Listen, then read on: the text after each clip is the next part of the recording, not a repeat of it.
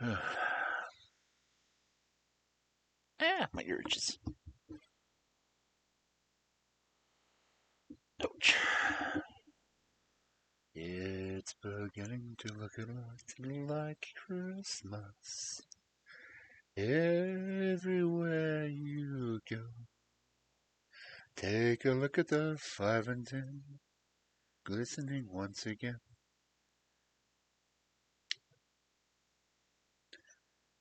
Oh, there we go. And streaming Maritime Tales from the Blue Fairy Book, Part 6.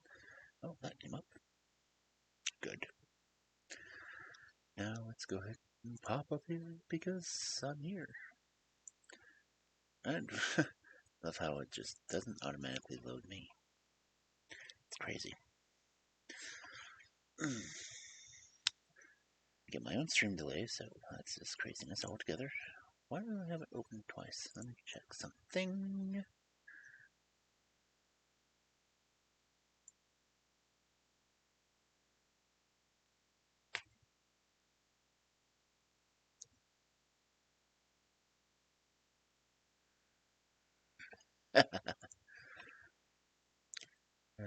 Let's see.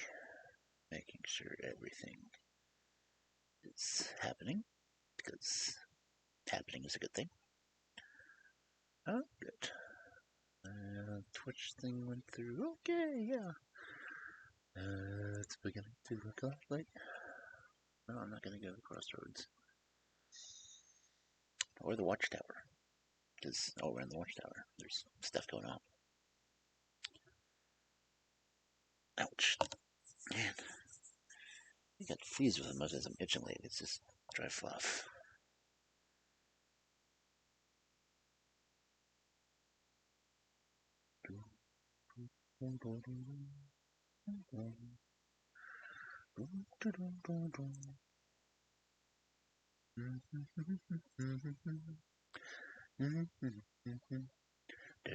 Wait, hold on.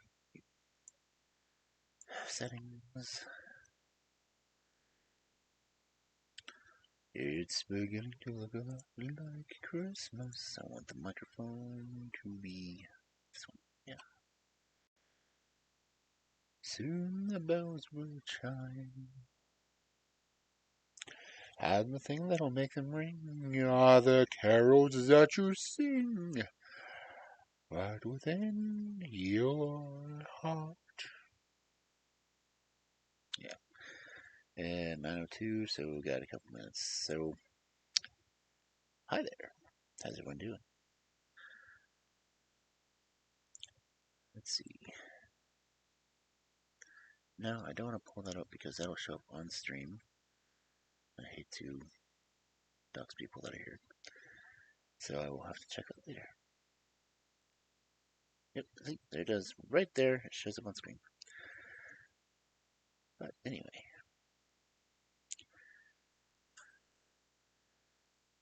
Hello, hello. I don't know why you say goodbye. I say hello. You say yes. I say no. Say stop. You say I don't. Okay, I'm just messing up the lyrics all around here. Anyway, that's why I'm not a singer. Eventually, I'll have to get my bass out and start playing music again, but since it was voted on, I do have my bass tuned, but as cold as my cave stays. Oh, my den. You guys have figured out by now I don't live in a cave. I have a nice, library. And a study with some fake fireplace in it. Anyway, let's see. We are going to be in the Blue Fairy book again. We've got... how many pages are left in this thing anyway? Look. We are on page 335.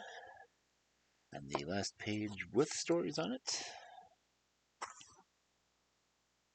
is 432. So, got less than 100 pages. Cool. I'm not sure how long the story is tonight, but it will be interesting to read. Hopefully there won't be any songs tonight because my voice is still a little shot from yesterday. Trying to do Renfield's voice for that long really did mess my voice up. Oh,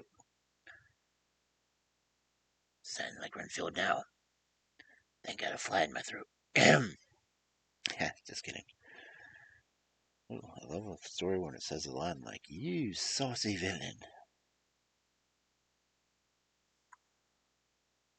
Oh, well, I know what that one's about. You saucy villain. Been called a villain before. I haven't been called saucy. I haven't been basted either. Okay. What time is it? It's 9:05. Hey there, people in the world. How you doing? Ooh, I hear my heater on. I hear that past my headset. Because I am actually wearing headsets right now. I just, no, don't show on stream. So, earbuds really don't work well in wolf ears. Let's see, it's 9:06. We've got a couple more minutes. Do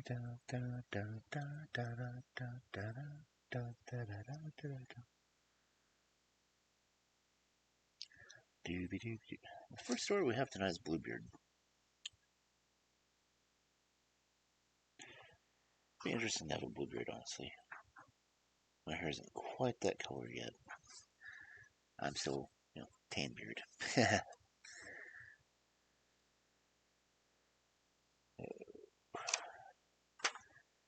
Wonder how much we're going to read tonight. I guess we'll find out when we get started, huh? 9:06. We're getting there. Check something, make sure I've got everything set for the reading area. Yep, it looks like it is. Mostly.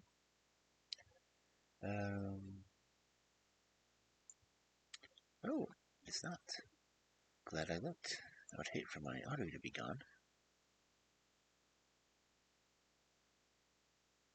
What the crap ad is that? Okay. There we go. Yeah, we're good. I really need longer audio background for my reading stories because I only have a 2-hour video that I play behind it. Just for, ambience and library sounds and such. But, yeah. It's only a 2-hour one. I'd probably need to do a lot longer one.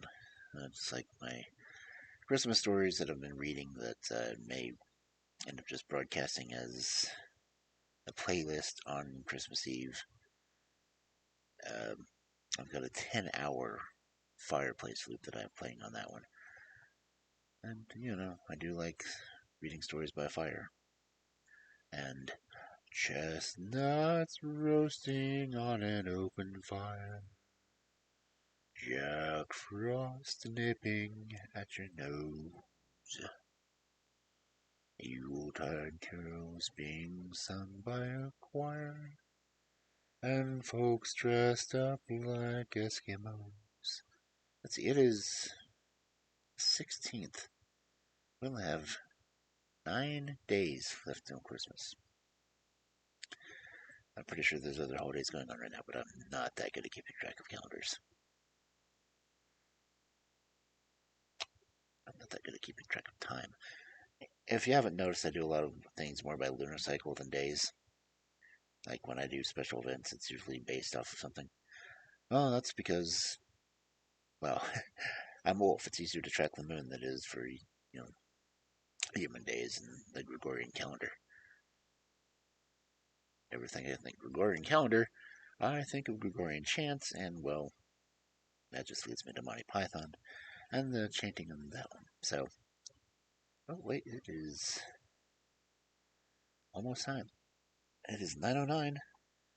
9:09. Let's go to.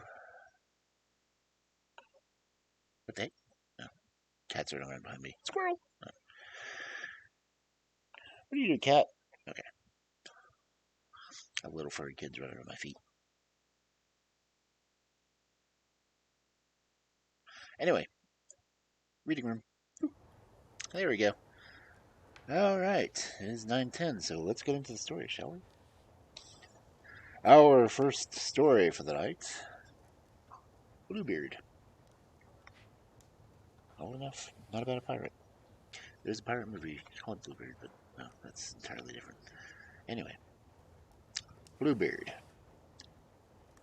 There was a man who had fine houses, both in town and country, a deal of silver and gold plate, embroidered furniture with coaches gilded all over with gold. Thank you.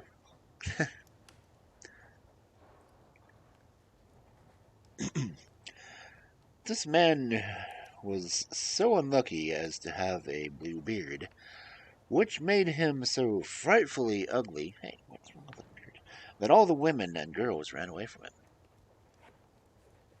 One of his neighbors, a lady of quality, had 2 daughters who were perfect beauties. He desired of her one of them in marriage, leaving her to choose which of the 2 she would bestow on him. They would neither of them have him, and sent him backward and forward from one another, not being able to bear the thoughts of marrying a man who had a blue beard. He's rich, babes. What are you complaining about? And what besides gave him the disgust and aversion was his having already been married to several wives, you downer, and nobody ever knew what became of them. Bluebeard, to engage their affection, took them, with the lady their mother, and 3 or 4 ladies of their acquaintance, with other young people of the neighborhood, to one of his country seats, where they stayed a whole week. There was nothing then to be seen but parties of pleasure, hunting, fishing, dancing, mirth, because mirth is good, and feasting, which is also good. And nobody went to bed, but all passed the night rallying and joking with each other. Sounds like a good weekend. In short, everything succeeded so well that the youngest daughter began to think the master of the house not to have a beard so very blue, and that he was mighty civil gentleman. As soon as they returned home, the marriage was concluded. About a month afterwards, Bluebeard told his wife that he was obliged to take a country journey for 6 weeks at least, about affairs of very great consequence, desiring her to divert herself in his absence, to send for her friends and acquaintances to carry them into the country if she pleased, and to make good cheer wherever she was. Here, he said, are the keys to the 2 great wardrobes, wherein I have my best furniture, and all the silver and gold plate, which is not every day in use. These open my strong boxes, which hold my money, both gold and silver. These are caskets of jewels, and this is the master key to all my apartments. But for this little one here, it is the key to the closet at the end of the great gallery on the ground floor. Open all of them, go into every one of them, except the little closet, which I forbid you, and forbid it in such a manner, if you happen to open it, there's nothing but what you may expect from my just anger and resentment. She promised to observe very exactly whatever he had ordered, when he, having embraced her, got into the coach and proceeded on his journey. Her neighbors and good friends did not stay to be sent by the new married lady, so great was her impatience to see all the rich furniture of the house, not daring to come while her husband was there, because of his blue beard, which frightened them.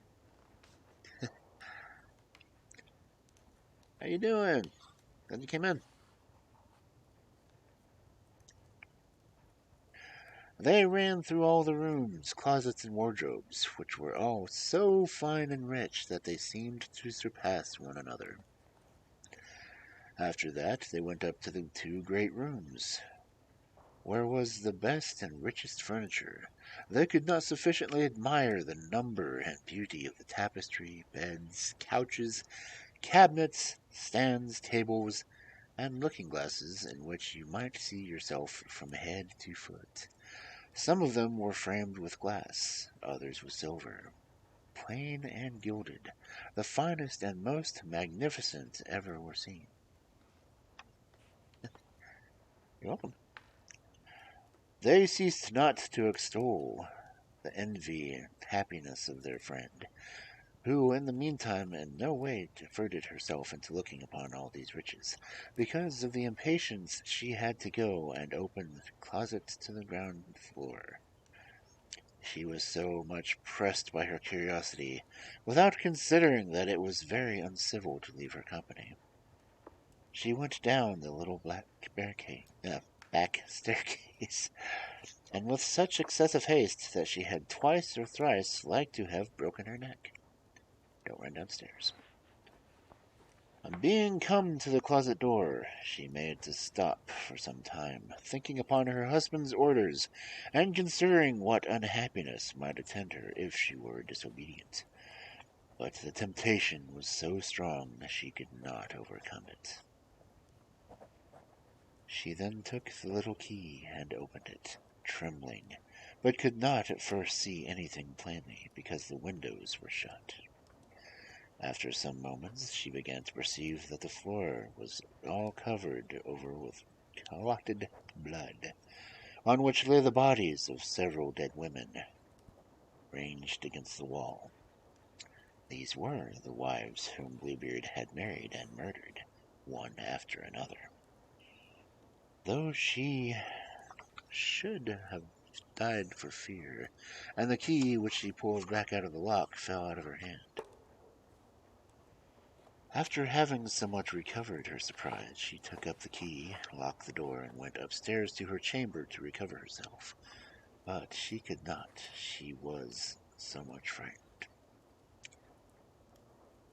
Having observed that the key of the closet was stained with blood, she tried 2 or 3 times to wipe it off, but the blood would not come off of it. In vain she did wash it, and even rub it with soap and sand. The blood still remained, for the key was magical, and she could never make it quite clean. When the blood was gone off from one side, it came again on the other. Bluebeard returned from his journey that same evening, and said he had received letters upon the road, informing him that the affair he went about was ended to his advantage. His wife did all she could to convince him that she was extremely glad of his speedy return.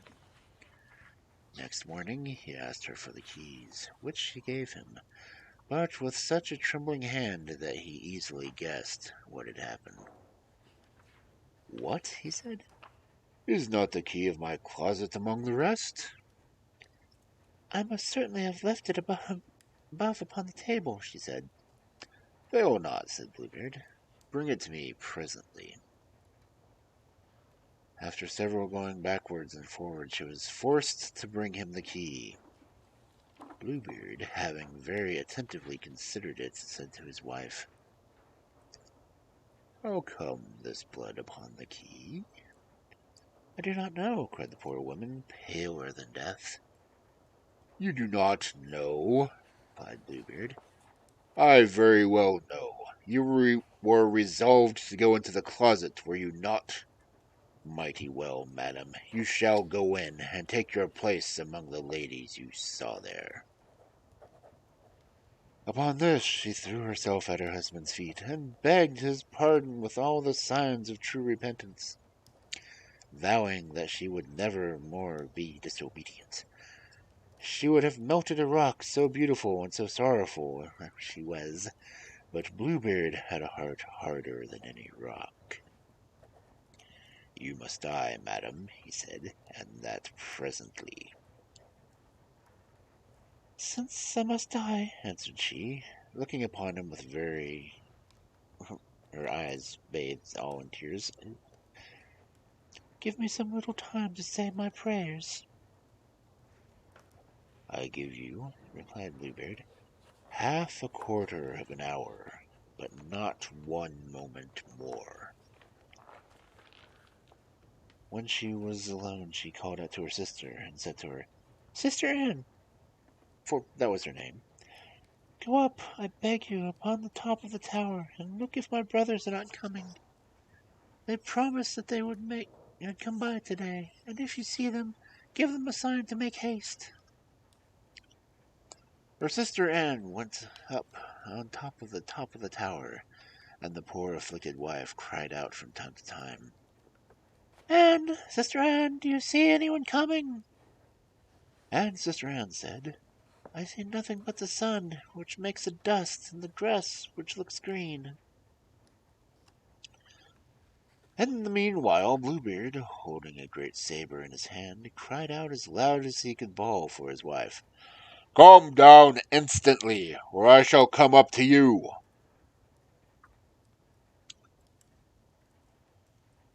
One moment longer, if you please, said his wife, and then she cried out very softly, Anne, Sister Anne, dost thou see anybody coming?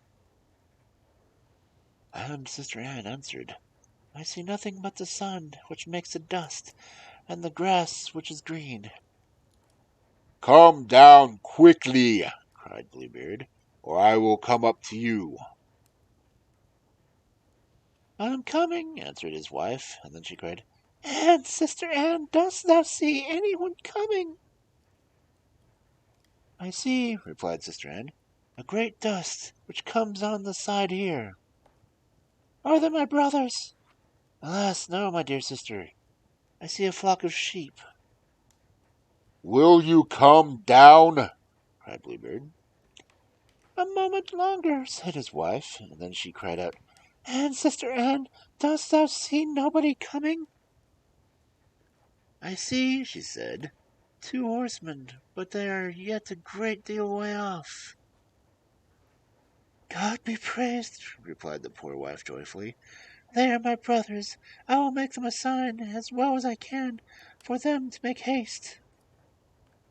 Then Bluebeard bawled out so loud that he made the whole house tremble.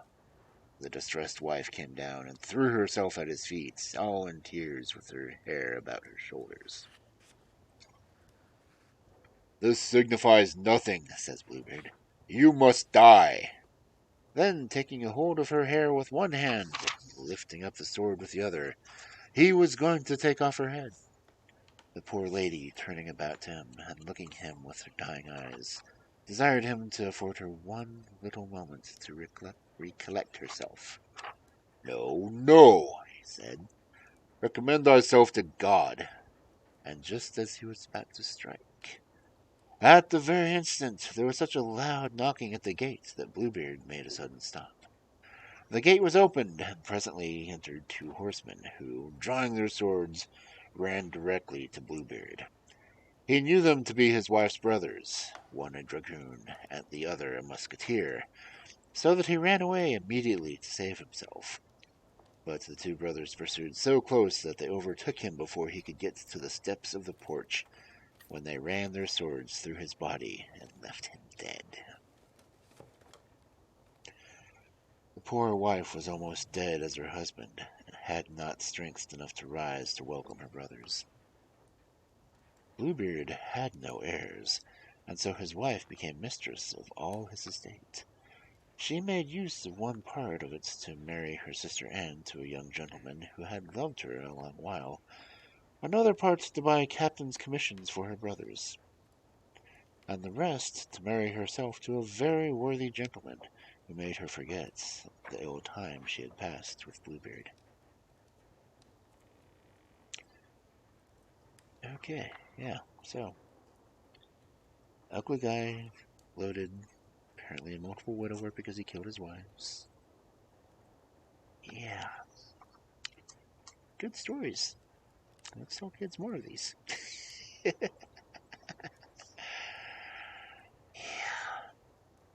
And I do love a good fairy tale.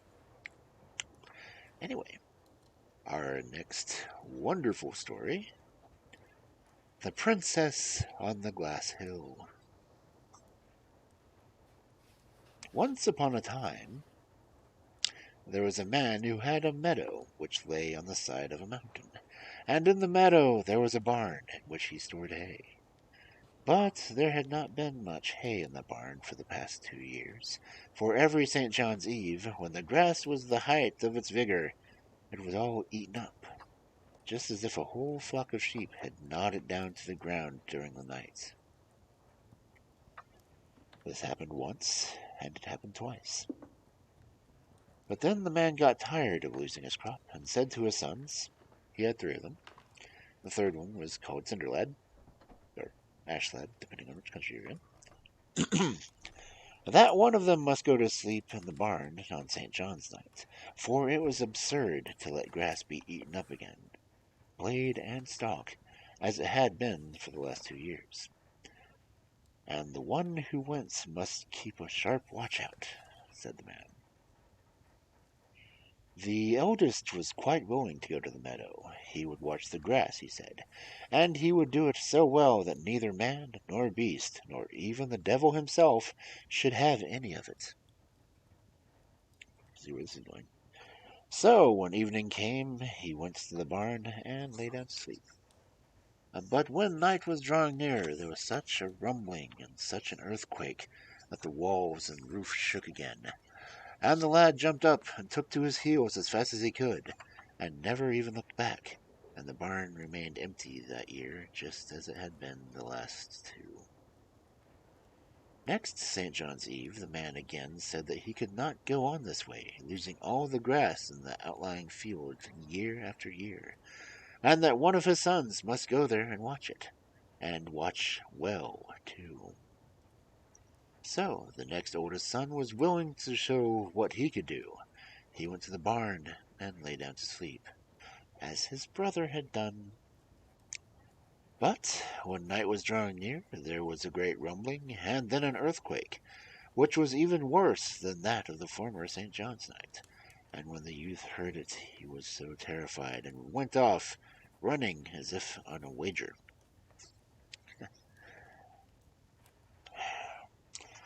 The year after, it was Cinderlad's turn, but when he made ready to go, the others laughed at him and mocked him. "Well, you are just the right one to watch the hay, you who have never learnt anything but how to sit among the ashes and bake yourself," they said. Cinderlad, however, had no trouble himself about what they said, but when evening drew near, rambled away to the outlying field. When he got there, he went into the barn and lay down. But in about an hour's time, the rumbling and creaking began, and it was frightful to hear. "Well, if it gets no worse than that, I can manage to stand it," thought Cinderlad. In a little time after, the cracking began, and the earth quaking so that all the hay flew about the boy. "Oh, if it gets no worse than that, I can manage to stand it," thought Cinderlad. But then came a third rumbling and a third earthquake, so violent that the boy thought the walls and roof had fallen down. But when that was over, everything suddenly grew as still as death around him. "I'm pretty sure that it will come again," thought Cinderlad. But no, it did not. Everything was quiet, and everything stayed quiet. And when he had lain a short time still, he heard something that sounded as if a horse were standing chewing just outside the barn door. He stole away to the door, which was ajar, to see what it was there, and a horse was standing eating. It was so big and fat, and a fine a horse that Cinderlad had never seen one like it before, and the saddle and bridle lay upon it, and a complete suit of armor for a knight, and everything was of copper, and so bright that it shone again. "Ha ha! Is it thou who eats up our hay, then?" thought the boy. "But I will stop that." So he made haste and took out his steel for striking fire, and threw it over the horse, and then it had no power to stir from the spot, and became so tame that the boy could do what he liked with it. So he mounted it, and rode away to a place which no one knew of but himself, and there he tied it up. When he went home again, his brothers laughed and asked how he got on. "You didn't lie in the barn long, even if you had been there so far as the field," said they. "I lay in the barn till the sun rose, but I saw nothing and heard nothing." "Not I," said the boy. "God knows what there was to make you two so frightened." "Well, we shall soon see whether you have watched the meadow or not," answered his brothers. And when they got there, the grass was all standing just as long and as thick as it had been the night before. The next St. John's Eve, it was the same thing. Once again, neither of the two brothers dared to go to the outlying field to watch the crop.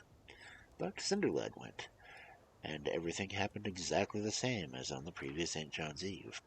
First there was a rumbling and an earthquake, and then there was another, and then a third. But all three earthquakes were much, very much more violent than they had been the year before.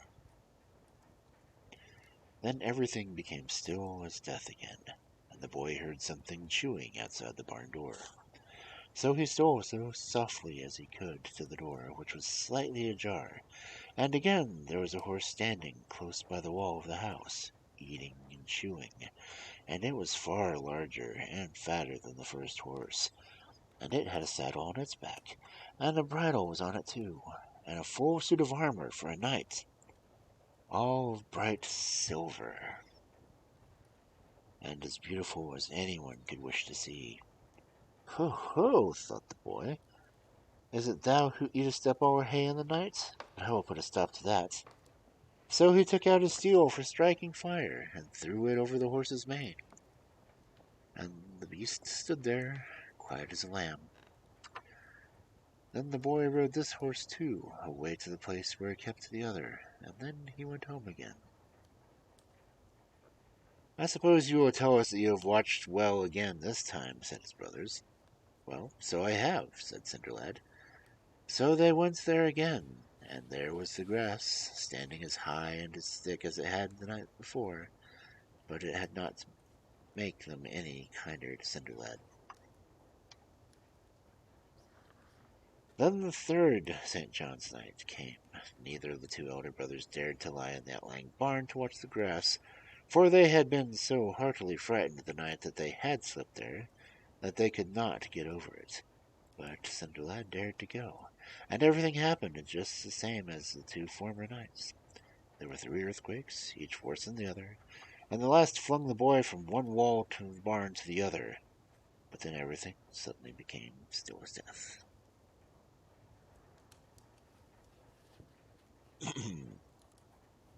When he had lain quietly for a short time, he heard something chewing outside the barn door.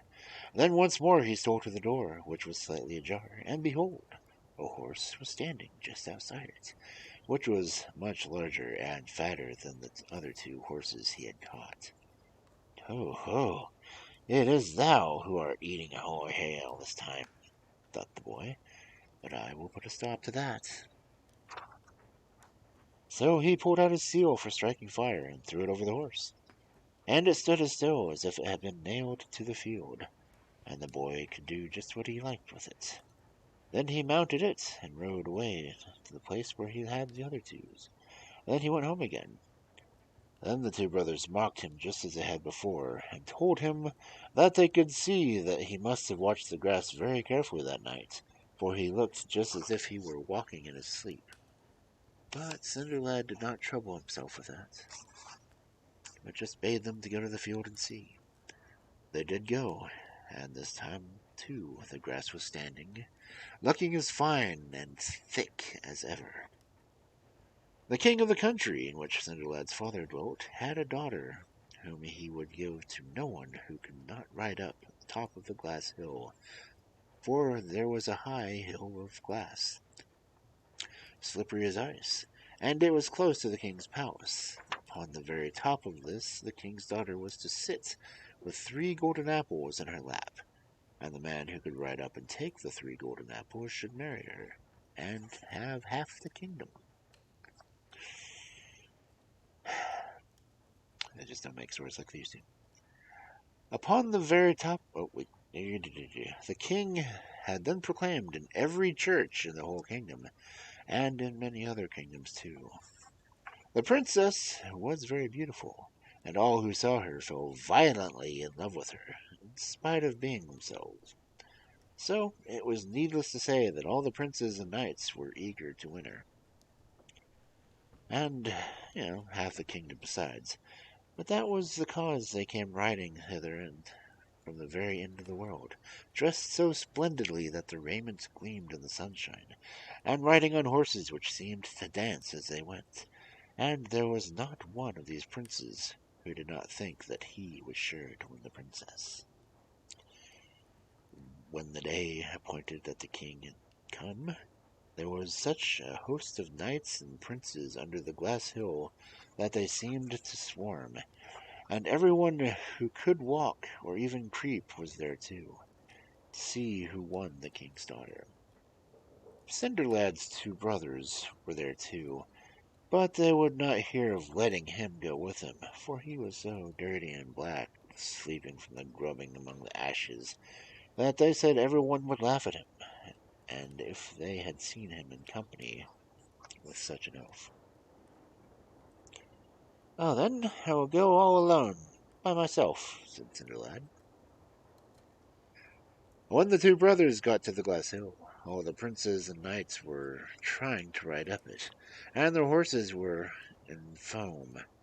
But it was all in vain, for no sooner had the horses set foot upon the hill that they slipped back down, and there was not one which could even so much as a couple of yards up. Nor was that strange, for the hill was as smooth as a glass window pane, and as steep as the side of a house. But they were all eager to win the king's daughter and half the kingdom, so they rode and they slipped, and thus it went on.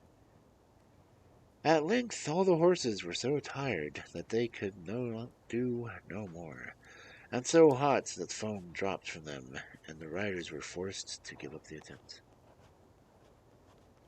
Talking about the horses foaming, they're foaming at the mouth from exhaustion.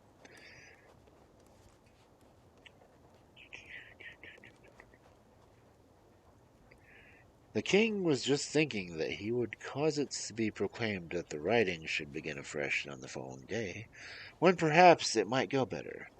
Then suddenly a knight came riding up on so fine a horse that no one had ever seen the like of it before. The knight had an armor of copper, and his bridle was copper too, and all his accoutrements were bright, so bright that they shone again. Guess who? The other knights called out to him that he might just as well spare himself the trouble of trying to ride up the glass hill, for it was no use to try. But he did not heed them, and rode straight off to it, and went up as if it were nothing at all. Thus he rode for a long way. It may have been a third part of the way up, but then when he got that far, he turned his horse around and rode back down. But the princess thought that she had never yet seen so handsome a knight, and when he was riding up, she was sitting thinking, "Oh, how I hope he may be able to come up to the top." And when she saw that he was turning his horse back, she threw one of the golden apples down at him, and it rolled onto his shoe. But when he had come down from the top of the hill, he rode away, and that so fast that no one knew what had become of him. So all the princes and knights were bidden to present themselves before the king that night, so that he who had ridden so far up the glass hill might show the golden apple which was the king's daughter had thrown down. But no one had anything to show. One knight presented himself after another, but none could show them the apple. At night, too, Cinderlad's brothers came home again, and had a long story to tell about riding up the glass hill. At first, they said that there was no one who was able to even get so much as one step up. But then a knight came who was in armor of copper, and had a bridle of copper, and his armor and trappings were so bright that they shone to a great distance, and it was something like a sight to see him riding. He rode 1/3 up the way of the glass hill, as he could easily have ridden the whole way if he had liked. But he had turned back, for he had made up his mind that that was enough for once. "Oh, I should have liked to see him, that I should," said Cinderlad, who was as usual sitting by the chimney among the cinders. "You indeed," said his brothers. "You look as if you were fit among such great lords, nasty beast that you are, to sit there." Next day the brothers were for setting out again, and this time too Cinderlad begged them to let him go with them to see who rode. But no, they said he was not fit to do that, for he was much too ugly and dirty. "Well, well, then I will go all by myself again," said Cinderlad. So the brothers went to the glass hill, and all the princes and knights began to ride again, and this time they had taken care not to roughen up the shoes of their horses. But that did not help them. They rode and they slipped as they had done the day before, and not one of them could get even so far as a yard up the hill. When they had tired out their horses so that they could do no more, they again had to stop altogether. But just as the king, thinking that it would be well to proclaim that the riding should take place the next day for the last time, so that they might have one more chance, he suddenly bethought himself that it would be well to wait a little longer to see if the knight in copper armor would come on this day too. But nothing was seen of him. Just as they were still looking for him, however, a knight came riding up on a steed that was much, much finer than that of the knight which had the copper armor was ridden. And this knight had silver armor, and a silver saddle and bridle, and all were so bright that they shone and glistened when he was a long way off. Again the other knights called to him, and said that he might as well just give up and attempt to ride up the glass hill, for it was useless to try.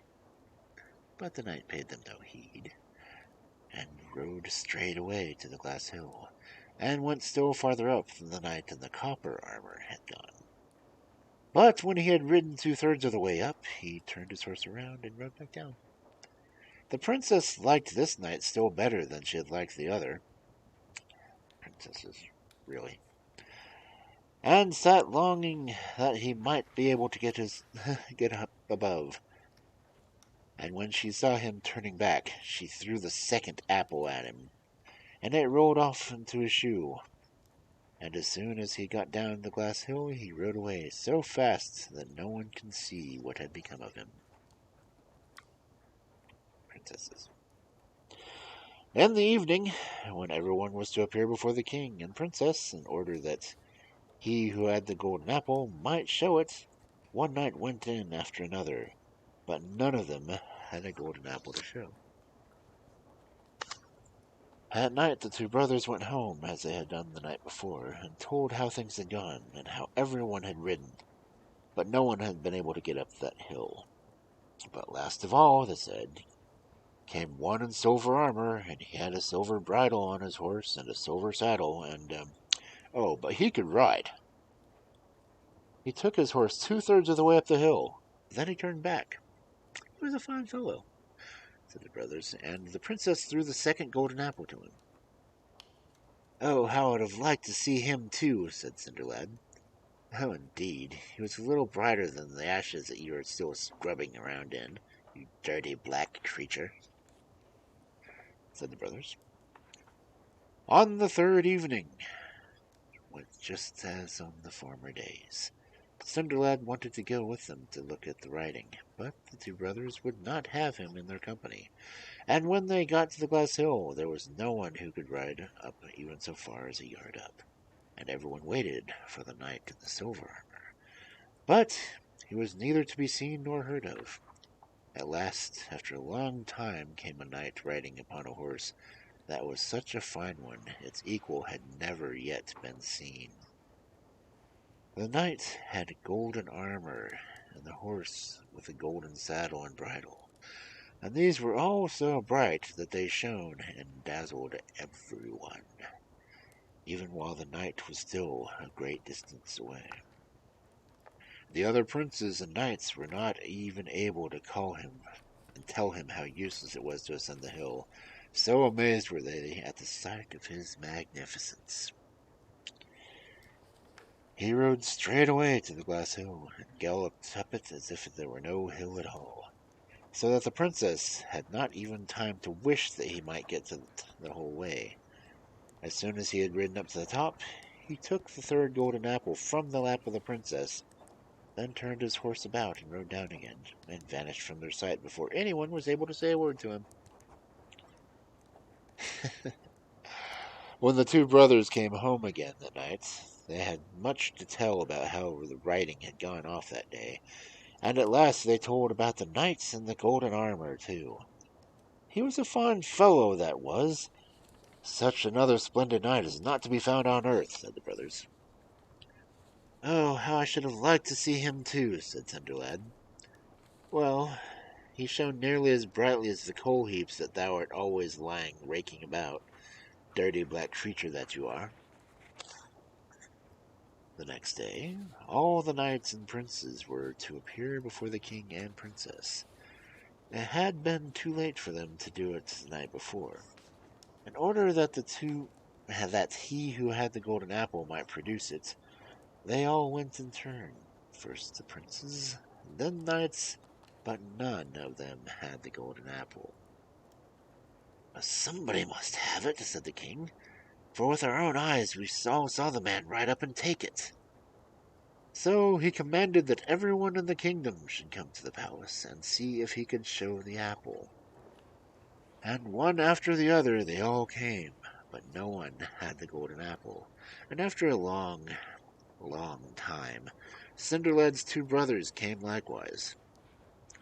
They were the last of all, so the king inquired of them if there was no one else in the kingdom left to come. Oh, we have a brother, said the two, but he never got the golden apple. He never left the cinder heap on any of the 3 days. Never mind that, said the king. As everyone else has come to the palace, let him come too. So Cinderlad was forced to go to the king's palace. Hast thou the golden apple? Asked the king. Yes, here's the first, and here's the second, and here's the third, too, said Cinderlad. He took all 3 apples out of his pocket. Big pocket. And with that he drew off the sooty rags, and appeared there before them in his brightest golden armor, which gleamed as he stood. Thou shalt have my daughter and half the kingdom, and thou hast well earned both, said the king. So there was a wedding, and Cinderlad got the king's daughter, and everyone made merry at the wedding. For all of them could make merry, though they could not ride up the glass hill. And if they have not left off their merrymaking, they're probably still going at it. Because when you gotta make merry, you gotta make merry.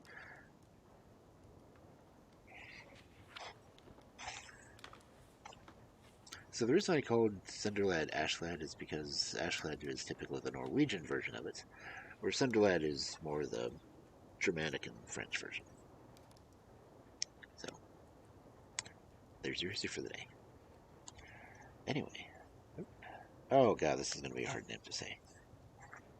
Well, maybe not. Our next wonderful story. The story of Prince Ahmed and the Fairy Paribanou. There was a sultan who had 3 sons and a niece. The eldest of the princes was called Hussein, the second Ali, and the third Ahmed, and the princess, his niece, Naranihar. Okay. The princess Naranihar was the daughter of the younger brother of the sultan, who died. and left the princess as very young. The Sultan took it upon himself to take care of his daughter's education, and brought her up in the palace with the three princes, proposing to marry her when she arrived at the proper age, and to contract an alliance with some neighboring prince by that means. But when he perceived that the three princes, his sons, loved her passionately, he thought more seriously on that affair. He was very much concerned. The difficulty he foresaw was to make them agree, and that the two youngest should consent to yield her up to their elder brother. As he found them positively obstinate teenagers, he sent them all together and said to them, "Children, since for your good and the quiet I have not been able to persuade you no longer to aspire the princess, your cousin, I think it would not be amiss if everyone traveled separately into different countries, so that you might not meet each other. And as you know, I am very curious, and delight in everything that's singular. I promise my niece in marriage to him who shall bring me the most extraordinary rarity, and for the purchase of the rarity you shall go and search after the expense of traveling. I will give you everyone a sum of money." As the three princes were always submissive and obedient to the Sultan's will, and each flattered himself fortune might prove favorable to him, they all consented to it. The Sultan paid them the money he promised them, and that very day they gave orders for the preparations of their travels, and took their leave of the Sultan, that they might be more ready to go the next morning. Accordingly, they all set out from the same gate of the city, each dressed like a merchant, attended by an officer of confidence dressed like a slave, and all well mounted and equipped. They went the first day's journey together, and lay all at an inn, where the road was divided into three different tracts. At night, when they were at supper together, they all agreed to travel for a year, and to meet at that inn, and that the first that came should wait for the rest. That, as they all had taken their leave together of the Sultan, they might all return together. The next morning, by daybreak, after they had embraced and wished each other good success, they mounted their horses, and took each a different road. Prince Hussein, the eldest brother, arrived at Bisnagar, the capital of the kingdom of that name, and the residence of its king. He went and lodged at a khan appointed for foreign merchants, and having learned that there were four principal divisions where the merchants of all sorts sold their commodities and kept shops, and in the midst of which stood the castle, or rather the king's palace, he went to one of the divisions the next day. Prince Hussein could not view this division without admiration. It was large, and divided in several streets, and vaulted and shaded from the sun, and yet very light too. The shops were all of a size, and all dealt with the same sort of goods, lived in one street, and also handicraftsmen who kept their shops in the smaller streets.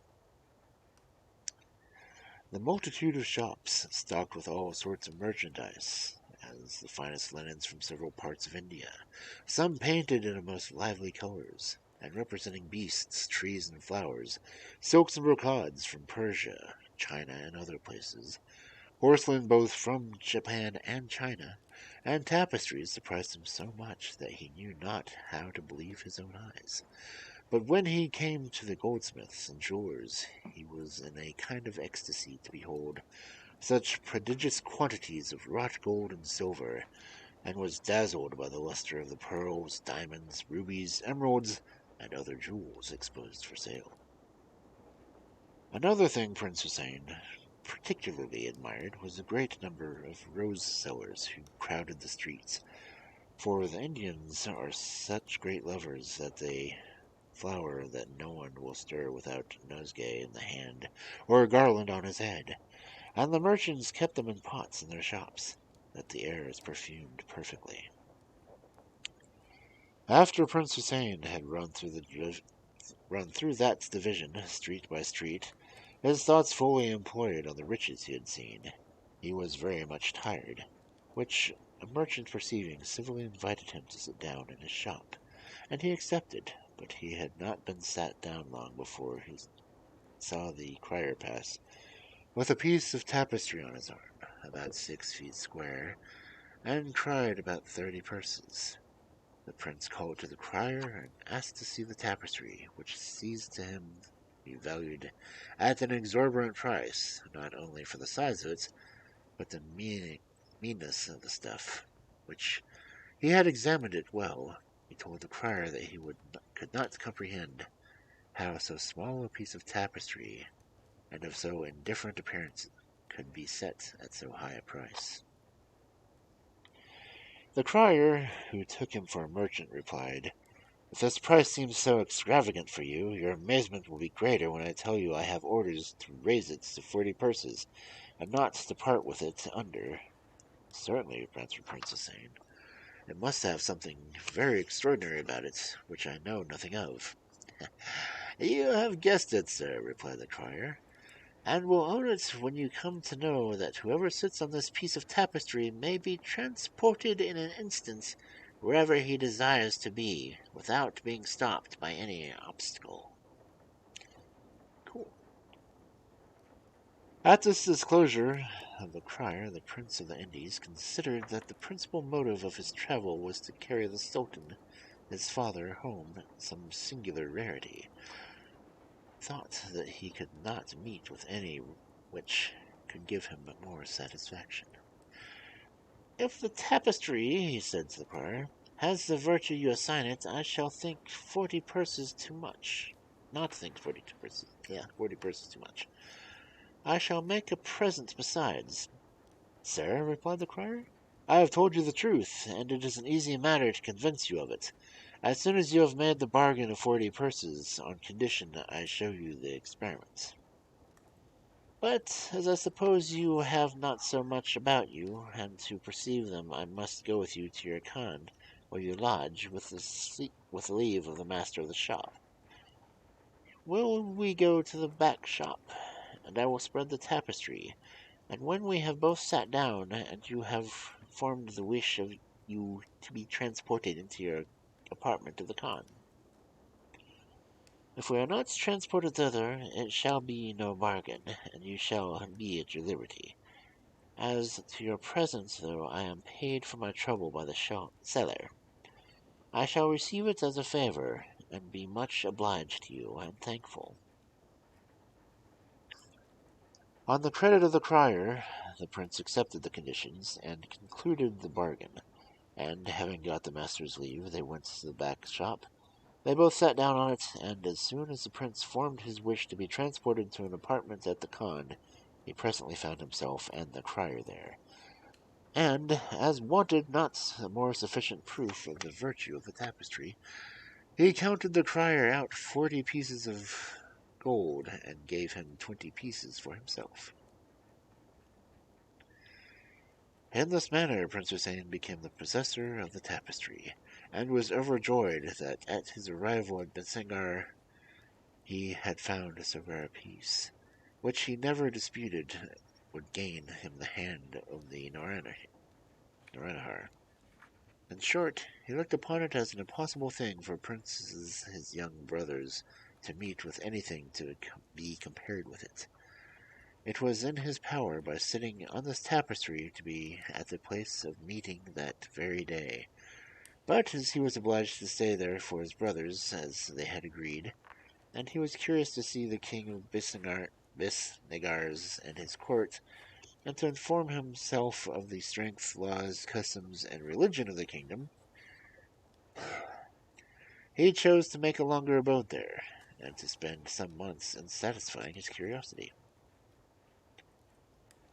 Prince Hassan might have made a longer abode of the kingdom and the court of Bisnagar, but he was so eager to be near the princess that, spreading the tapestry, he and the officer he had brought with him sat down, and as soon as he formed his wish, were transported to the inn in which he and his brothers were to meet, and where he passed for a merchant till they came. Prince Ali, Prince Hussein's second brother, who designed to travel to Persia, took a road, having 3 days after he parted with his brothers, joined a caravan, and after 4 days' travel arrived at Shiraz, which was the capital of the kingdom of Persia. Here he passed for a jeweler. The next morning, Prince Ali, who traveled only for his pleasure, and had brought nothing but just necessities along with him, after he had dressed himself, took a walk into the part of the town which they at Shiraz called the Bezestein. Fun words. Among all criers who passed backward and forward in several sorts of goods, offering to sell them, he was not a little surprised to see one who held an ivory telescope in his hand, about a foot in length and the thickness of a man's thumb, and cried it for 30 purses. At first he thought the crier mad, and to inform himself he went to a shop and said to the merchant, who stood at the door, "Pray, sir, is that not man?" pointing at the crier, who cried the inventory perspective glass at 30 purses, "mad? If he is not, I am very much deceived." "Indeed, sir," answered the merchant, "he was in his right senses yesterday. I can assure you that he is one of the ablest criers we have, and the most employed of anything valuable is to be sold. If he cries the ivory perspective glass at 30 purses, it must be worth as that, if not much more, or on some other account or another. He will come by presently, and we will call him, and you shall be satisfied. In the meantime, sit down on my sofa and rest yourself." Hey, Clover. Prince Ali accepted the merchant's obliging offer, and presently afterwards the crier passed by. The merchant called him by his name, and, pointing to the prince, said to him, "Tell that gentleman who asked me if you were in your right senses what you mean by crying that ivory perspective glass, which seems not to be worth much, at 30 purses. I should very much be amazed myself if I did not know you." The crier addressed himself to Prince Ali and said, "Sir, you are not the only person that takes me as a madman on account of this perspective glass. You shall judge yourself whether I am or no, when I have told you its property, and I hope you will value it as high a price as those I have shown it to already, who had as bad an opinion of me as you." "Yes, first, sir," pursued the crier, presenting the ivory pipe to the prince, "observe that this pipe is furnished with glass at both ends, and consider that you are looking through one of them if you see whatever object you wish to behold." "I am," said the prince, "ready to make you all imaginable preparation for the scandal I have thrown on you if you make the truth of what you advance appear." And as he held the ivory pipe in his hand, after he had looked at the 2 glasses, he said, "Show me which end the points I must look at, that I might be satisfied." The crier presently showed him, and looked through, wishing at the same time to see the Sultan his father, whom he immediately beheld in perfect health, set on his throne in the midst of his council. Afterward there was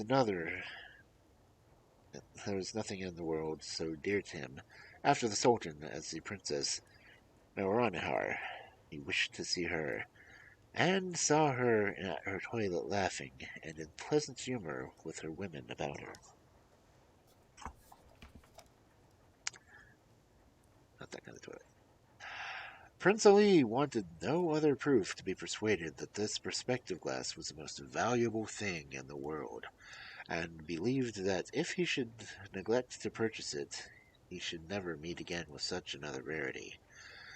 He therefore took the crier with him to the khan where he lodged, and counted him out the money, and received the perspective glass.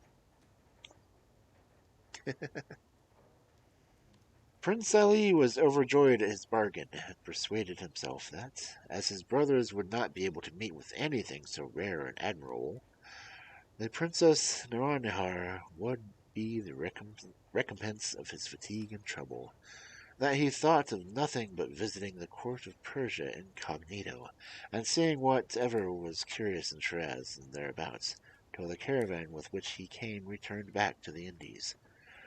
As soon as the caravan was ready to set out, the prince joined them, and arrived happily without any incident or trouble, otherwise than the length of the journey and the fatigue of travelling, at the place of rendezvous, where he found Prince Hussein, and both waited for Prince Ahmed. Prince Ahmed, who took the road to Samarkand.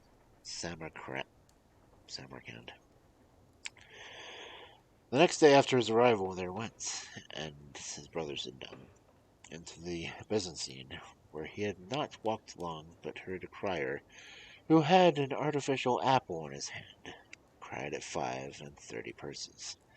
Upon which he stopped the crier, and said to him, "Let me see that apple, and tell me what virtue and extraordinary properties it has, to be valued at so high a rate." "Sir," said the crier, giving it to his hand, "if you look at the outside of this apple, it is very worthless. But if you consider its properties, virtues, and the great use and benefit it has to mankind, you will say it is no price for it, and that he who possesses it is master of a great treasure. In short, it cures all sick persons of the most mortal diseases, and if the patient is dying, it will recover him immediately and restore him to perfect health. This is done after the easiest manner in the world, which is by the patient's smelling of the apple." That apple a day, I guess. "If I may believe you," replied Prince Ahmed, "the virtues of this apple are wonderful, and if it is invaluable, but what ground have I, for all you tell me, to be persuaded of the truth in this matter?" "Sir," replied the crier, "the thing is known and averred by the whole city of Samarkand, and without going any further, ask all these merchants you see here, and hear what they say. You will find several of them will tell you they had not been alive this day if it had not been made use for this excellent remedy. And that you may better comprehend what it is, I must tell you that it is the fruit of the study and experiments of a celebrated philosopher of the city, who applied himself all his lifetime in study and knowledge of the virtues of plants and minerals, and at last attained this composition, by which he performed such surprising cures in this town as will never be forgot, but died suddenly himself before he could apply this sovereign remedy, and left his wife and a great many young children behind him, in very indifferent circumstances, whom, to support their family and provide for her children, is resolved to sell it." While the crier informed Prince Ahmed of the virtues of the artificial apple, a great many persons came about them and confirmed what he said, and one among the rest said he had a friend dangerously ill whose life was despaired of, and that a favourable opportunity to show Prince Ahmed the experiment. Upon which Prince Ahmed told the crier he would give him 40 purses if he cured the sick person. The crier, who had orders to sell it at that price, said to Prince Ahmed, "Come, sir, let us go and make the experiment, and the apple shall be yours, and I can assure you that it will always have the desired effect." In short, the experiment succeeded, and the prince, after he had counted out to the crier 40 purses, and he had delivered the apple to him, waited patiently for the first caravan that should return to the Indies, and arrived in perfect health at the inn the Princes Hussein and Ali waited for him. When the princes met, they showed each other their treasures, and immediately saw through the glass that the princess was dying. Then they sat down on the carpet and wished themselves to her, and were there in a moment. Prince Ahmed no sooner perceived himself that Naurannihar's chamber than he rose off the tapestry, as did the other two princes, and went to the bedside, and put the apple under her nose. Some moments after, the princess opened her eyes and turned her head from one side to another, looking at the persons who stood about her, then rose up in the bed and asked to be dressed, just as she had wakened from her sound sleep. Her women having presently informed her, in a manner that showed her joy, that she was obliged to the three princes for her sudden recovery of her health, and particularly to Prince Ahmed, she immediately expressed her joy to see them, and thanked them all together, and afterward Prince Ahmed in particular. When the when the princess was dressing, princes went to throw themselves at the Sultan, their father's feet, and pay their respects to him. But when they came before him, they found he had been informed of their arrival by the chief of the princess's eunuchs, and by what means the princess had been perfectly cured. The Sultan received and embraced them with his greatest joy, both for their return and the recovery of the princess, his niece, whom he loved as well as if she had been his own daughter, and whom had been given over by the physicians. After the usual ceremonies and compliments, the princes presented each his rarity. Prince Hussein the tapestry, which he had taken care of not to leave behind in the princess's chamber, Prince Ali his ivory perspective glass, and Prince Ahmed his artificial apple, and after each had commended their present, when they had put it in the Sultan's hands, he begged of them to pronounce their fate, and declare to which of them he would give the Princess Naranahar for wife, according to his promise.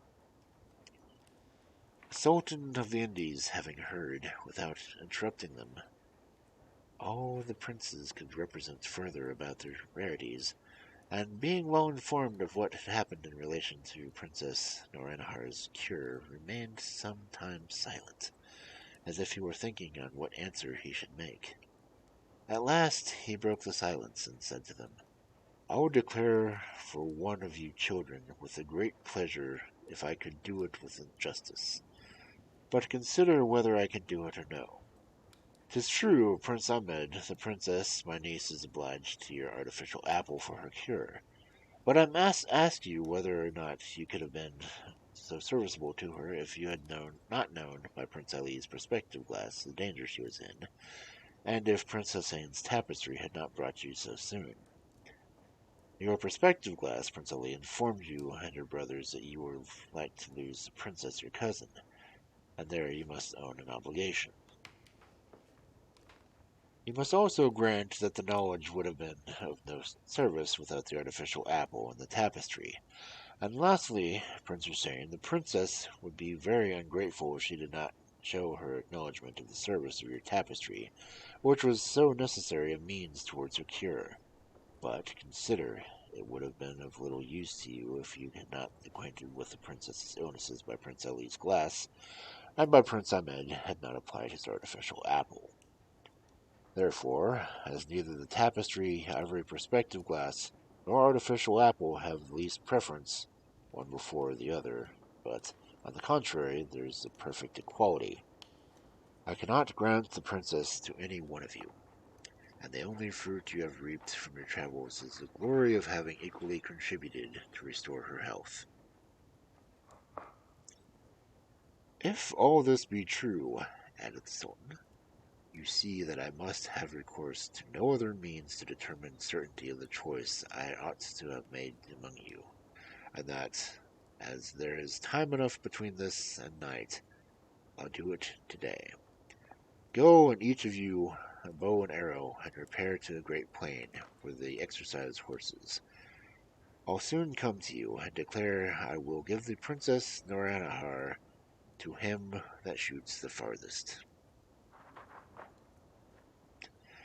The three princes had nothing to say against the decision of the Sultan.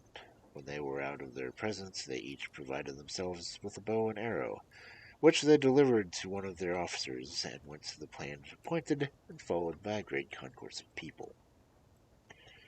The Sultan did not make them wait long for him, and as soon as he arrived, Prince Hussein, as the eldest, took his bow and shot the arrow first.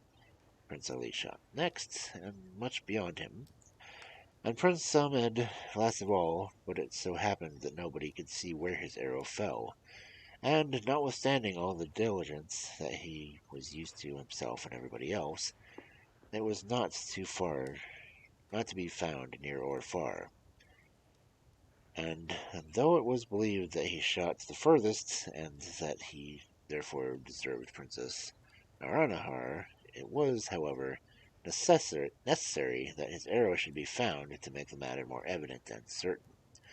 And, notwithstanding his remonstrance, the Sultan judged in favor of Prince Ali, and gave orders for preparations to be made for the wedding, which was celebrated a few days after with great magnificence. Prince Hussein would not honor the feast with his presence. In short, his grief was so violent and insupportable that he left the court and renounced all right of succession to the crown to turn a hermit. Prince Ahmed, too, did not come to Prince Ali's and the princess's wedding, any more than his brother Hussein, but did not renounce the world as he had done.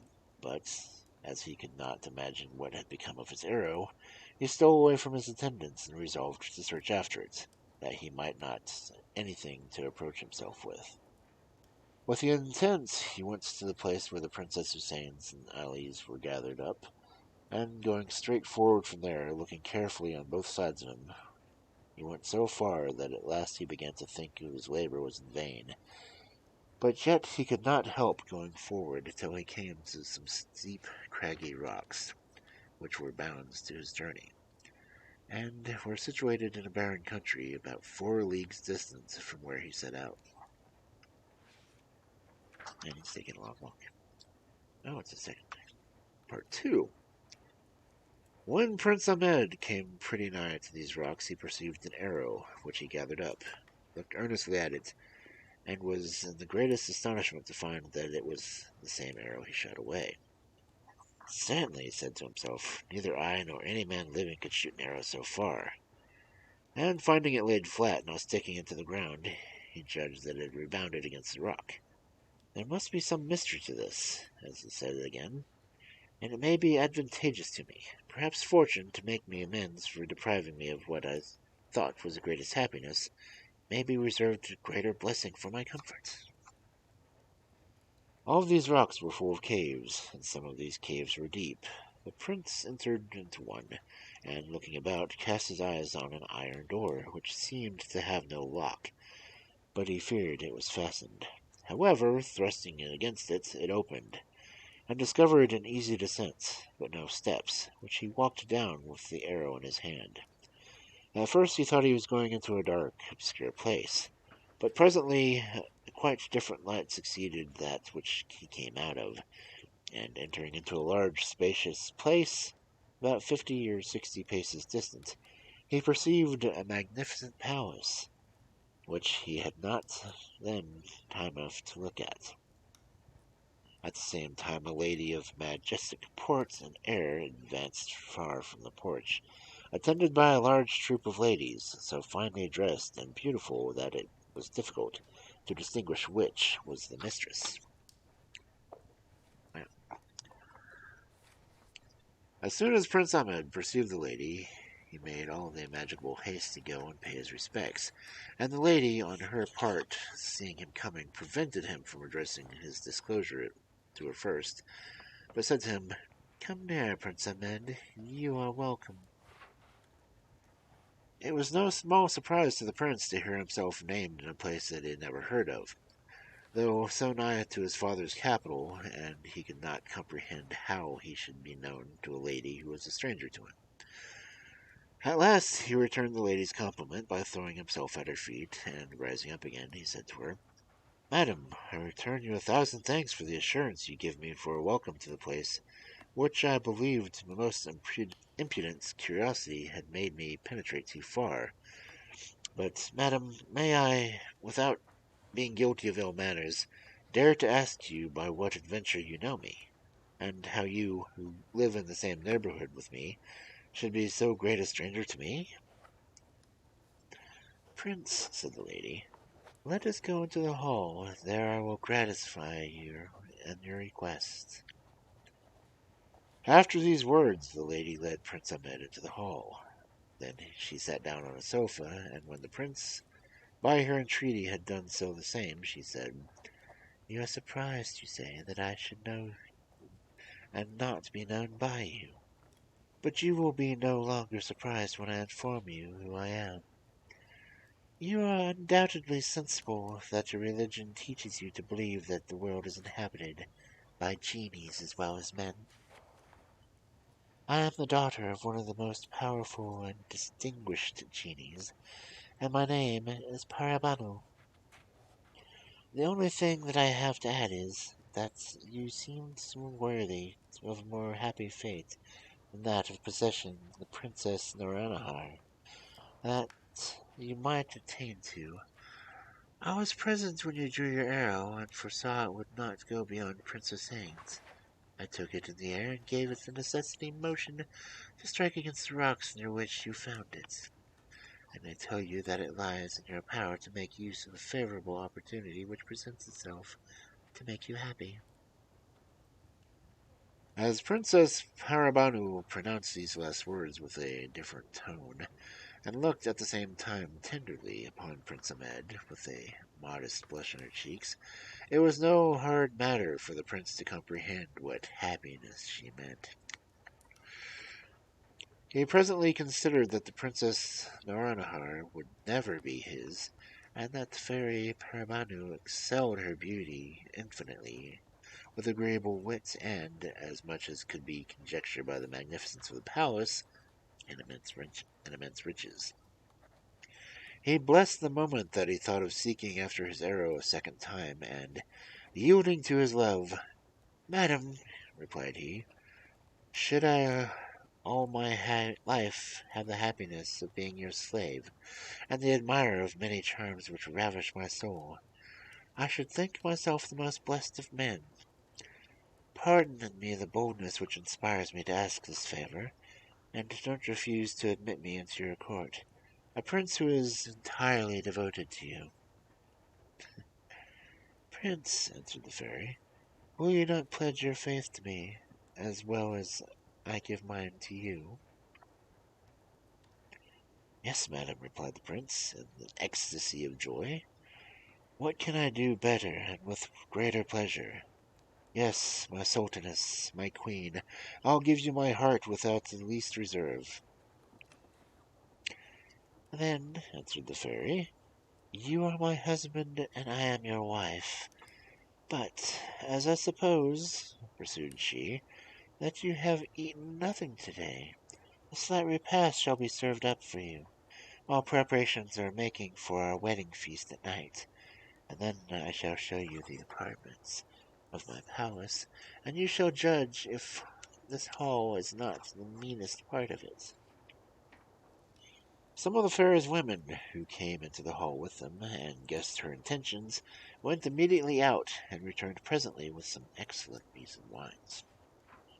When Prince Ahmed had ate and drunk as much as he cared for, the fairy Paribanou carried him through the apartments, where he saw diamonds, rubies, and emeralds, and all sorts of fine jewels intermixed with pearls, agates, jasper, porphyries, and all sorts of precious marbles, but not to mention the richness of the furniture, which is inestimable. There was such a profuseness throughout that the prince, instead of ever having seen anything like it, owned that he could not have imagined that there was anything in the world that could come up to it. "Prince," said the fairy, "if you admire my palace so much, which, indeed, it is very beautiful, what would you say to the palaces of the chief of our genies, which are much more beautiful, spacious, and magnificent? I could only charm you with my gardens, but we will let that alone till another time. Night draws near, and it will be time to go to supper." The next hall which the fairy led the prince into, and where the cloth was laid for the feast, was the last apartment the prince had not seen, and not in the least inferior to the others. At his entrance into it he admired the infinite numbers of sconces of wax candles, perfumed with amber, and multitude of which, instead of being confused, were placed with so just a symmetry has formed an agreeable and pleasant sight. A large side table was set out with all sorts of gold plate, so finely wrought that the workmanship was much more valuable than the weight of the gold. Several choruses of beautiful women, richly dressed, and whose voices were ravishing, began a concert, accompanied with all sorts of the most harmonious instruments, and when they were set down at the table, the Fairy Paribanou took care of the Prince Ahmed to the most delicate meats, and which she named as she invited him to eat them, and which the prince found to be so exquisitely nice that he commended them with exaggeration, and said that the entertainment far surpassed those of man. He found also the same excellence in the wines, which neither he nor the fairy tasted till the dessert was served up, which consisted of the choicest sweetmeats and fruits. This is making me hungry. The wedding feast was continued the next day, or rather, the days following the celebration were a continual feast. At the end of 6 months, Prince Ahmed, who always loved and honored the Sultan his father, conceived a great desire to know how he was, and that desire could not be satisfied without going to sea. He told the fairy of it, and desired she would give him leave. "Prince," said she, "go when you please, but first don't take it amiss that I give you some advice how you shall behave yourself where you are going. First, I don't think it proper for you to tell the Sultan, your father, of our marriage, nor of my quality, nor the palace which you have been in. Beg of him to be satisfied in knowing you are happy, and desire no more. And let him know that the sole end of your visit is to make him easy and inform him of your fate." She appointed 20 gentlemen, well mounted and equipped, to attend him. When all was ready, Prince Ahmed took his leave of the fairy, embraced her, and renewed his promise to return soon. Then his horse, which was the most finely caparisoned, and was as beautiful a creature as any of the Sultan's stables, was led to him, and he mounted him with the extraordinary grace, and after he had bid her a last adieu, set forward on his journey. As it was not a great way to his father's capital, Prince Ahmed soon arrived there. People, glad to see him again, received him with acclamations of joy, and followed him in crowds to the Sultan's apartment. The Sultan received and embraced him with great joy, complaining at the same time, with a fatherly tenderness, of the affection his long absence had been to him, which, he said, was more grievous for that, fortune having been decided in favor of Prince Ali his brother, he was afraid he might have committed some rash action. The prince told a story of his adventures without speaking of the fairy, whom he said that he must not mention, and ended, "The only favor I ask of your majesty is to give me leave to come often and pay you my respects, and to know how you do." "Son," answered the Sultan of the Indies, "I cannot refuse you to ask you leave of me, but I should rather you would resolve to stay with me. At least tell me where I may send to you if you should fail to come, or when I think your perspective necessary." "Sir," replied Prince Ahmed, "what your majesty asks of me is part of the mystery I spoke of to your majesty. I beg of you to give me leave to remain silent on my head, for I shall come so frequently that I am afraid that I shall sooner be thought troublesome than to be accused of negligence of your duty." The Sultan of the Indies pressed Prince Ahmed no more, but said to him, "Son, I penetrate no farther into your secrets, but leave you at your liberty. But can you tell that you could not do me a greater pleasure than to come, and by your presence restore to me the joy I have Who are not you? felt this How long did you time, find me? and that you shall always be welcome when you come, without interrupting your business or pleasure?" Prince Ahmed stayed but 3 days at the Sultan his father's court, and the fourth returned to Fairy Paribanou, who did not expect him home so soon. A month after Prince Ahmed's return from paying a visit to his father, as the Fairy Paribanou had observed to the prince, since that time he gave her an account of his journey, his discourse with his father, and the leave he asked to go and see him often, had never talked to the Sultan, as if there had been no such person in the world, whereas before he was always speaking of him. She thought he forbore on her account. Therefore she took an opportunity to say to him, "Prince, tell me, have you forgot the Sultan your father? Don't you remember the promise you made to go and see him often? For my part, I have not forgot what you told me at your return, and so put you in mind of it, that you may not be long before you acquit yourself of your promise." Maybe. So Prince Ahmed went the next morning with the same attendants as before, but much finer, and himself more magnificently mounted, equipped, and dressed, and was received by the Sultan with the same joy and satisfaction. For several months he constantly paid his visits, always in a richer and more finer equipage. At last some viziers, the Sultan's favourites, who judged the Prince Ahmed's grandeur and power by the figure of his cut. He, the Sultan, was jealous of his son, saying that it was to be feared he might inveigle himself in the people's favour and dethrone him. The Sultan of the Indies was so far from thinking that Prince Ahmed could be capable of such a pernicious design as his favourites would make him believe, that he said to them, "You are mistaken. My son loves me, and I am certain of his tenderness and fidelity, as I have given him no reason to be disgusted." But the favourites went on abusing Prince Ahmed till the Sultan said, "Be it as it will, I don't believe my son Ahmed is so wicked as you would persuade me that he is. However, I am obliged to you for your good advice, and don't dispute but that it proceeds from your good intentions."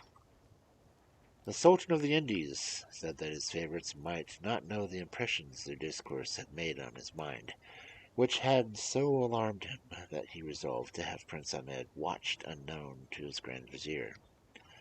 So he went for a female magician, who was introduced by a back door to his apartment. That just sounds bad. "Go immediately," he said, "and follow my son, and watch him so well as to find out where he retires and bring me word."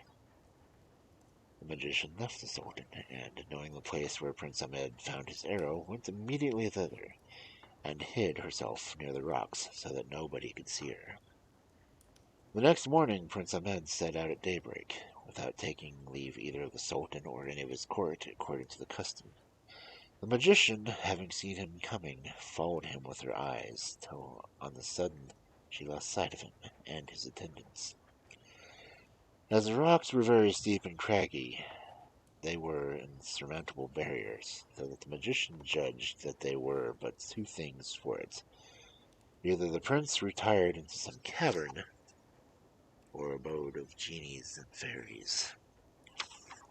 Therefore she came out of the place where she hid and went directly to follow, which she traced until she came at the farther end, looking carefully about on all sides, but, notwithstanding all her diligence, could perceive no opening, not so much as the iron gate which Prince Ahmed discovered, which was to be seen and opened by none but men, and only to such whose presence was agreeable to the Fairy Paribanou.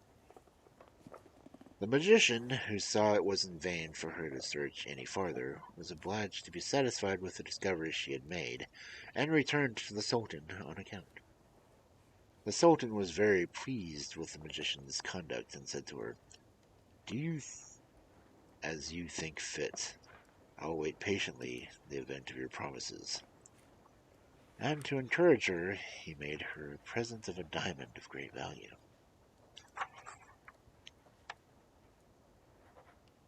As Prince Ahmed had obtained the Fairy Paribou's leave to go to the Sultan's Indies court once a month, he never failed, and the magician, knowing the time, went a day or two before the foot of the rock, where she lost sight of the prince and his attendants, and waited there. The next morning Prince Ahmed went out, as usual, at the iron gate, with some attendants as before, and passed by the magician, whom he knew not to be such, and, seeing her lie with her head against the rock, and complaining as if she were in great pain, he pitied her, turned his horse about, and went to her, and asked her what was the matter with her, and what he could do to help her. The artful sorceress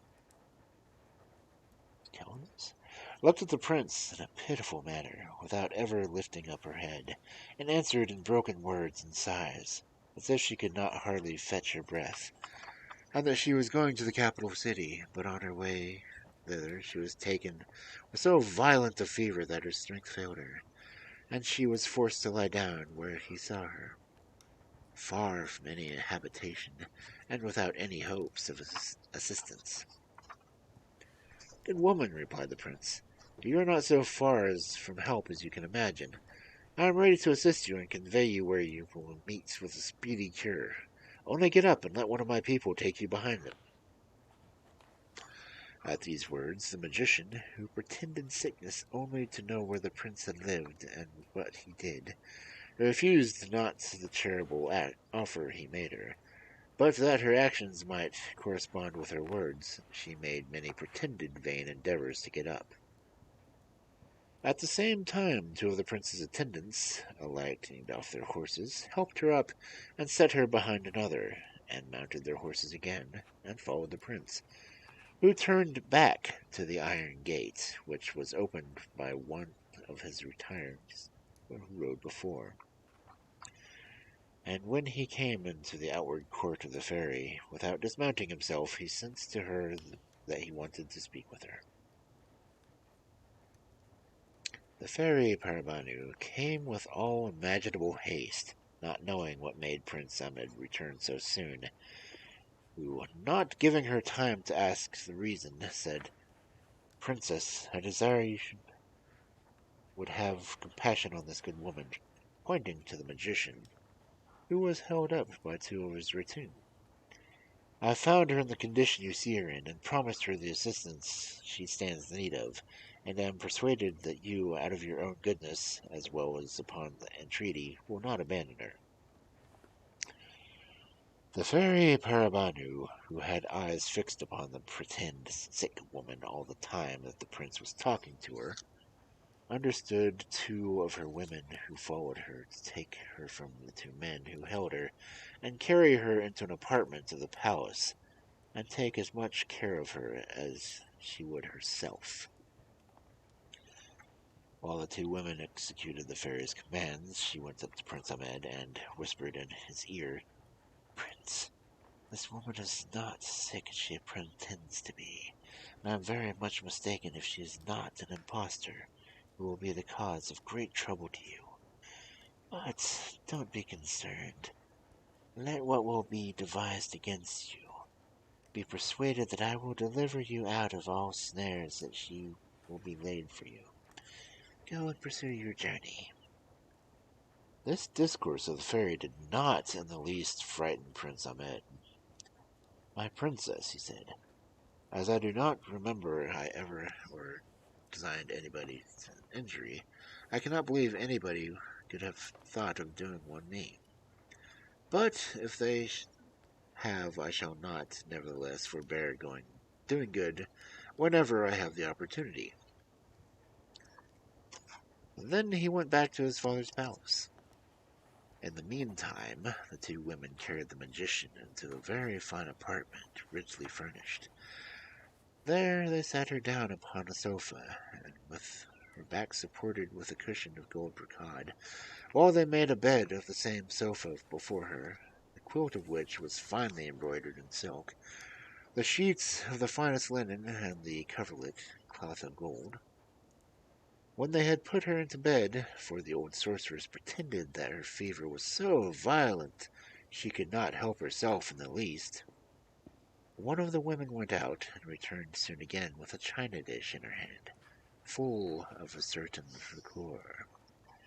which she presented to the magician, while the other helped her to sit up. "Drink this liqueur," she said. "It is the water of the Fountain of Lions, and a sovereign remedy against all fevers whatsoever. You will find the effect of it in less than an hour's time." The magician, to disassemble the better, took it after a great deal of entreaty. But at last she took the china dish, and, holding back her head, swallowed down the liqueur. When she was laid down against the two women, covered her up. "Lie quiet," said she who brought her up the china cup, "and let the little sleep if you can. We'll leave you, and hope to find you perfectly cured when we again come in our ends." The two women came again at the time they said they would, and found the magician up and dressed, and sitting on the sofa. "Oh, admirable potion," she said. "It has wrought its cure much sooner than you told me it would, and I shall be able to prosecute my journey." The two women, who were fairies as well as their mistress, after they had told the magician how glad they were that she was cured so soon, walked before her and conducted her through several apartments, all more noble than that wherein she lay, into a large hall, the most richly and magnificently furnished of all the palace. Paribanou sat in this hall on a throne of massive gold, enriched with diamonds, rubies, pearls, of extraordinary size, and attended on each hand by a great number of beautiful fairies, all richly clothed. At the sight of such majesty the magician was not only dazzled, but was so amazed that, after she prostrated herself before the throne, she could not open her lips to thank the fairy as she proposed.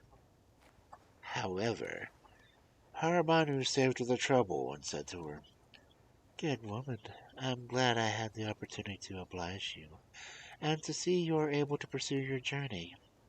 I won't detain you, but perhaps you may not be so displeased to see my palace. Follow my women, and they will show it to you."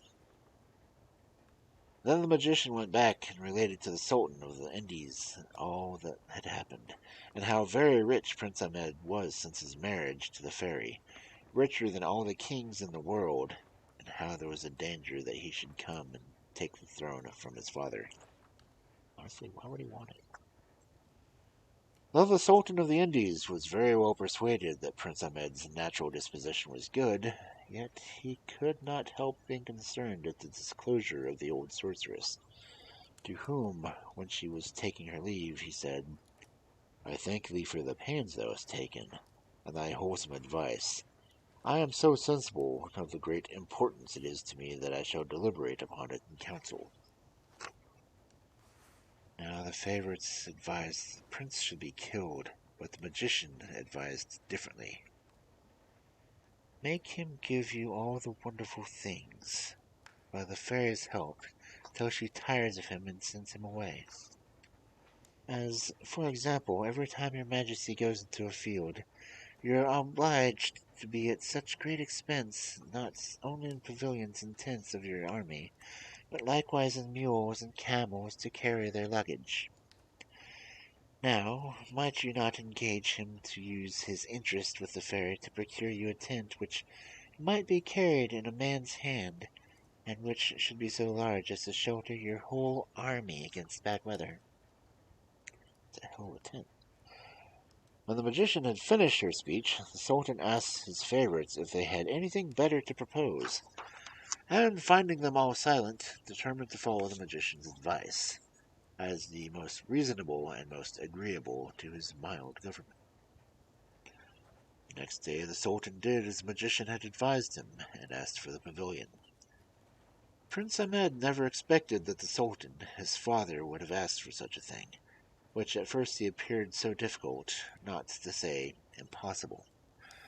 Though he knew not absolutely how great the powers of the genie and fairies was, he doubted whether he extended so far as to compass such a tent as his father desired. At last he replied, Though it is with greatest reluctance imaginable, I will not fail to ask the favor of my wife your majesty desires, but will not promise you to obtain it. And if I should not have the honor to come again to pay you my respects, that shall be the sign that I have not had success. But beforehand, I desire you to forgive me, and consider that you yourself have reduced me to this extremity. Son, replied the Sultan of the Indies, I should be very sorry if what I ask of you caused me the displeasure of never seeing you more. I find you don't know the power a husband has over a wife.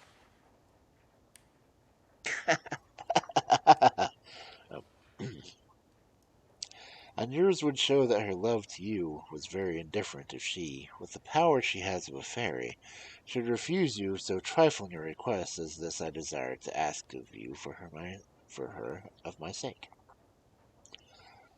The prince went back, and was very sad for fear of offending the fairy. She kept pressing him to tell her what was the matter, and at last he said, Madam, you may have observed that hitherto I have been content with your love, and have never asked you any other favor. Consider, then, I conjure you, that it is not I, but the Sultan my father, who, indiscreetly, or at least I think so, begs of you a pavilion large enough to shelter him, his court, and army from the violence of the weather, and which a man may carry in his hand. But remember, it is the Sultan my father who asks for this favor. Prince, replied the fairy, smiling, I am sorry that so small a matter should disturb you, and make you so uneasy as you appear to me. Then the fairy sent her treasurer, to whom, when she came, she said, Noragaham, which was her name, bring me the largest pavilion in my treasury. Nouragahan presently returned with the pavilion, which she could not only hold in her hand, but in the palm of her hand, when she shut her fingers, and presented it to her mistress, who gave it to Prince Ahmed to look at. When Prince Ahmed saw the pavilion which the fairy called the largest in her treasury, he fancied she had a mind to jest with him, and thereupon the marks of his surprise appeared presently in his countenance, which Paribanou perceived and burst out laughing. What, Prince, she said, do you think I jest with you? You will see presently that I am in earnest. Nouragahan, she said to her treasurer, taking the tent out of the Prince Ahmed's hands, go and set it up so that the prince may judge whether it may be large enough for the Sultan his father. The treasurer went immediately out of the palace, and carried it a great way off.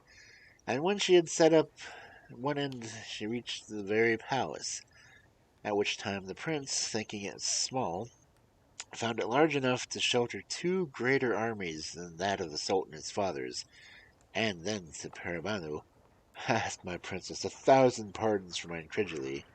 After what I have seen, I believe there is nothing impossible of you.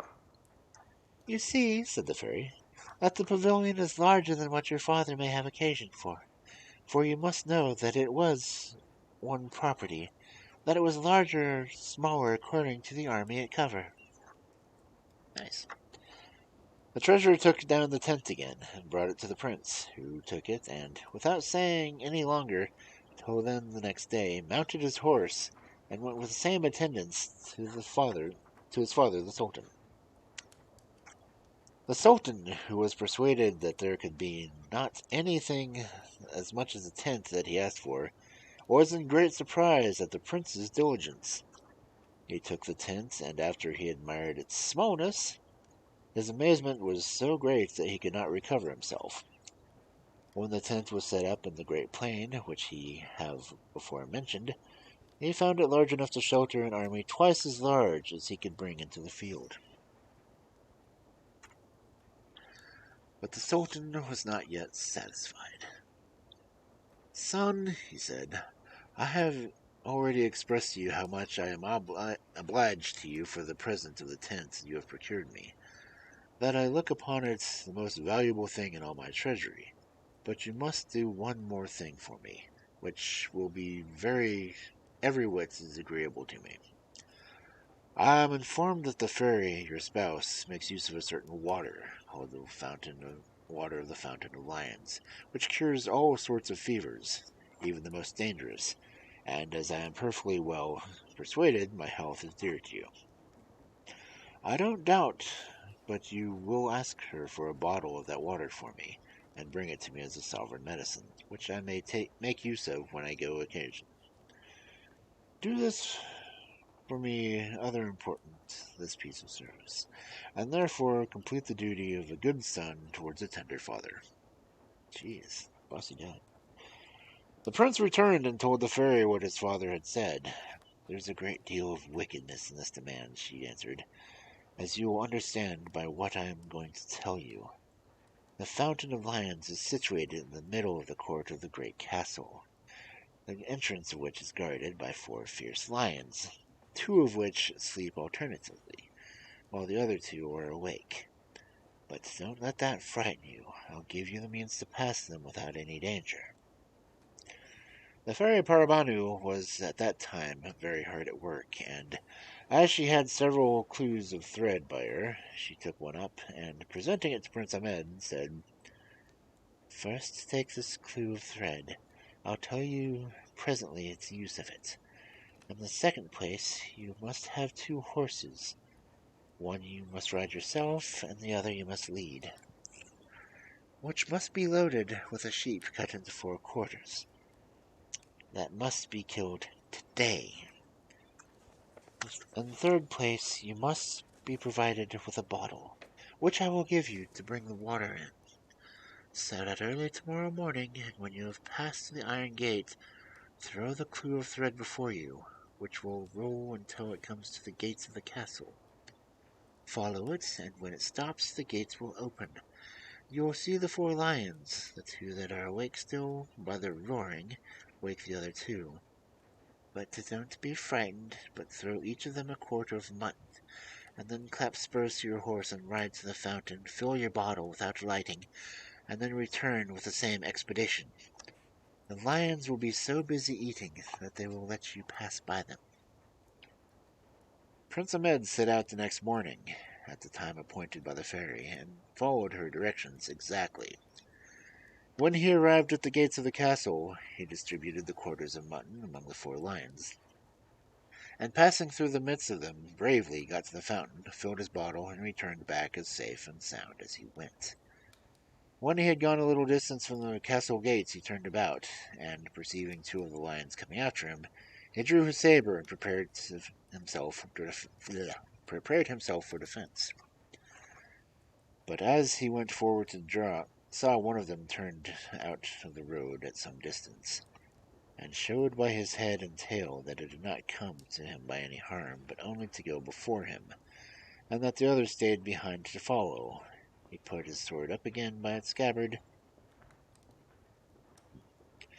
Guarded in this manner, he came to the capital of the Indies, but the lions never left him at all till they conducted him to the gates of the Sultan's palace, after which they returned the same way they came, though not without frightening all that saw them. For all they went in a very gentle manner, and showed no fierceness. A great many officers came to attend the prince while he dismounted his horse, and afterward conducted him into the Sultan's apartment, who was at the time surrounded with his favorites.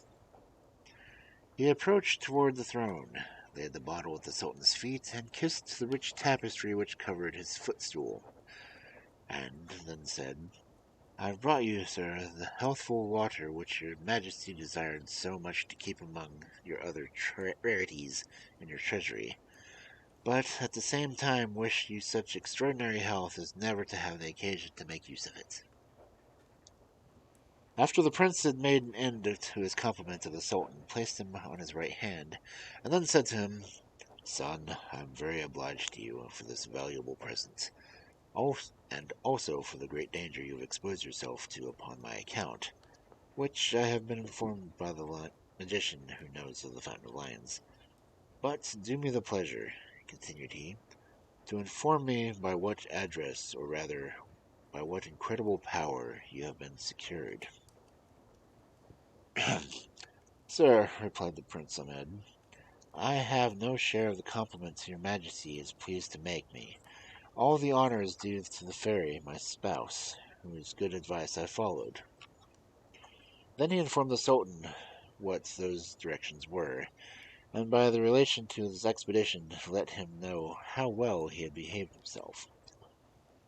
When he had done, the Sultan, who showed outwardly all the demonstrations of great joy, but secretly became more jealous, retired to an inward apartment, where he sent for the magician.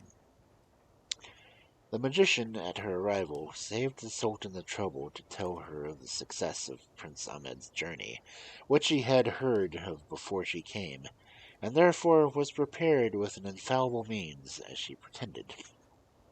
This means she communicated to the Sultan, who declared it the next day to the prince in the midst of all his courtiers, in the words, "Son," he said, "I have one more thing to ask of you, after which I shall expect nothing more of your obedience, nor of your interest with your wife. This request is, to bring me a man not above 1.5 feet high, and whose beard is 30 feet long, who carries a bar of iron upon his shoulders, of 500 weight, which he uses as a quarterstaff." Prince Ahmed, who did not believe that there was such a man in the world as his father described, good cause, would gladly have excused himself, but the Sultan persisted in his demand and told him the fairy could do more incredible things. In-laws. The next day, the prince returned to his dear Paribanou, to whom he told his father's new demand, which, he said, he looked upon to be the thing more impossible than the first two. "For," added he, "I cannot imagine there be such a man in the world. Without doubt, he has his mind to whether or no I am silly as to go about it, or he has a design on my ruin. In short, how can he suppose that I should lay hold of a man so well armed, though he is but little? What arms can I make use of to reduce to my will? If there are any means, I beg you will tell them, and let me come off with honor this time." "Don't fret yourself, Prince," replied the fairy. "You ran a risk of fetching the water of the fountain of the lands for your father, but there is no danger in finding out this man, who is my brother, Shaibar. But it is far from being like me, though we both have the same father, that he is such of a violent nature that nothing can prevent him giving his cruel marks of his resentment for the sight of offence. Yet, on the other hand, it is good to oblige anyone who, whatever they desire. He is made exactly as the Sultan your father has described him, and has no other arms than the bar of iron, 500 pounds weight, without which he never stirs, and make him respected. I'll send for him, and you shall judge the truth of what I tell you. But be sure to prepare yourself against being frightened at his extraordinary figure when you see him." "What, my queen?" replied Prince Ahmed. "Do you say Sharbar is your brother? Let him never be so ugly or deformed I shall be so far from being frightened at the sight of him. As our brother, I shall honor and love him." Good man.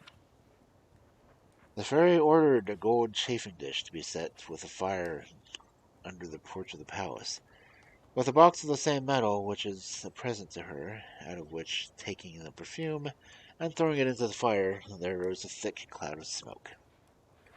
Some moments after, the fairy said to Prince Ahmed, "See, here comes my brother." The prince immediately perceived Shaibar coming gravely with his heavy bar on his shoulder, his long beard, which he held up before him, and a pair of thick mustachios, which he tucked behind his ears and almost covered his face. His eyes were very small and deep-set, in his head, which was far from being the smallest size, and on his head he wore a grenadier's cap. Besides all this, he was very much humpbacked. If Prince Ahmed had not known that Shahbar was Paribanou's brother, he would have not been able to have looked at him without fear. But, knowing first who he was, he stood by the fairy without the least concern. Shaibar, as he came forward, looked at the prince earnestly enough to have chilled his blood in his veins, and asked Paribanou, when he first accosted her, who that man was. To which she replied, "He is my husband, brother. His name is Ahmed. He is the son of the Sultan of the Indies. The reason why I did not invite you to my wedding was I was unwilling to divert you from an expedition you are engaged in, and from which I heard the pleasure would return victorious, and so took the liberty now to call for you." At these words, Shabar looked at the Prince Ahmed favorably, and said, "Is there anything, sister, where I can serve him?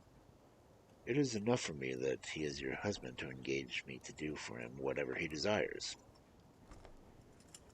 "The Sultan, his father," replied Paribanou, "has a curiosity in you, and I desire he may be your guide to the Sultan's court. You need but lead me the way, and I'll follow." "Brother," said Paribanou, "it is too late to go today, therefore stay till tomorrow morning, and in the meantime I'll inform you of all that has passed between the Sultan of the Indies and Prince Ahmed since our marriage." The next morning, after Shaibar had been informed of the affair, he and Prince Ahmed set out to the Sultan's court. When they arrived at the gates of the capital, the people no sooner saw Shaibar but they ran and hid themselves, and some shut up their shops and locked themselves in their houses, while others, flying, communicated their fear to all they met, who stayed not to look behind them but ran too. Insomuch that Shaibar and Prince Ahmed, as they went along, found the streets all desolate, till they came to the palace, where the porters, instead of keeping the gates, ran away too.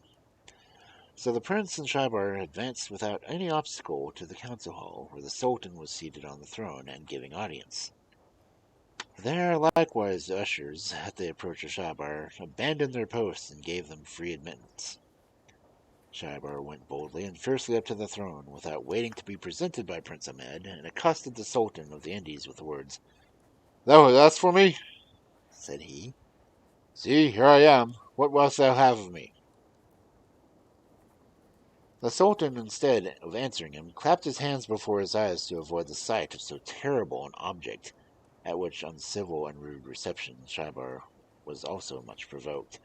After he had given the trouble to come so far, they instantly lifted up his iron bar and killed him, before Prince Ahmed could intercede on his behalf. All that he could do was to prevent the killing of the Grand Vizier, who sat not far from him, representing him to that he had always given the Sultan his father good advice. "These are they," said Shaibar, "who gave him bad." And as he pronounced the words, he killed all the other viziers and flattering favorites of the Sultan, whom were Prince Ahmed's enemies. Yeah. Every time he struck, he killed someone or another, and none escaped but those who were not so frightened to stand staring and gaping, and who saved themselves by flight. When this terrible execution was over, Shaibar came out to the council hall into the midst of the courtyard with the iron bar upon his shoulder, and, looking hard at the Grand Vizier, who owed his life to Prince Ahmed, he said, "I know there's a certain magician who is a greater enemy of my brother-in-law than all the others who came before. I'll let the magician be brought to me presently." The Grand Vizier immediately sent for her, and as soon as she was brought, Shaibar said, at the time he fetched a stroke at her with his iron bar, "Take the reward of thy pernicious counsel, and learn to feign sickness again." After this he said, "This is not yet enough.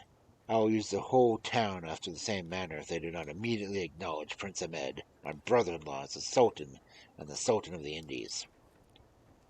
And then all that were present made the air echo again with the repeated acclamations of "Long live Sultan Ahmed!" And immediately after he was proclaimed through the whole town. Shaibar made him be clothed in royal vestments, installed him on the throne, and after he caused him all to swear homage and fidelity to him, went and fetched his sister Paribanou, whom he brought with all the pomp and grandeur imaginable, and made her to be owned Sultaness of the Indies. As for Prince Ali and Princess Nourhanar, as they had no hand in the conspiracy against Prince Ahmed, knew nothing of anything. Prince Ahmed assigned them a considerable province with its capital, where they spent the rest of their lives. Afterwards he sent an officer to Prince Hussein to acquaint him with the change, and make him an offer of which province he liked best.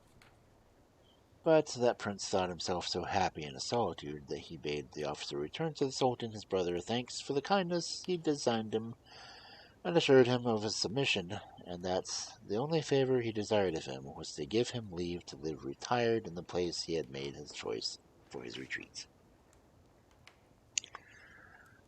That was a long and very convoluted story. It really was. And that also puts us at the 2-hour mark. I can't believe how long that freaking story was, but it was 2 parts, so I guess it's possible. Prince Ali, fabulous, strong as 10, regular man, definitely. Okay.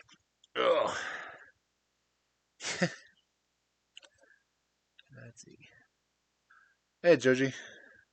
That's it. Sorry I didn't see the post, but yeah. Staring at the book kind of makes my vision a little bit blurry, so I can't really see the screen that well. But thank you for coming in, though. Oh, I am not good with names. Especially really long storied ones. Oh. I can't believe that's only 2 stories tonight. Just really long ones. See, that was... Oh no, we had 3 stories. I guess it's not that bad then. It's the Bluebeard, the Princess on the Glass Hill, and the story of Prince Ahmed and the Princess Paribanou. Well, Fairy Paribanou. Yeah. And that only leaves 4 stories left in the book. So I will be finishing this before Christmas. Cool. So I'm glad everyone came by. That's cool. Hope you all like the stories. Sorry for messing up the name so badly, but well, names are hard. Let's see if there's anyone on to raid. Don't think any of my storytelling friends are on right now. Let's see. Nope, don't see any of the other storytellers I used to talk with. Let's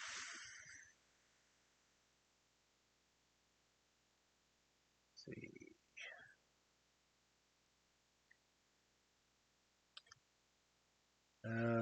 Oh. Is he still on? So tempted. Come on. Tell me you're on.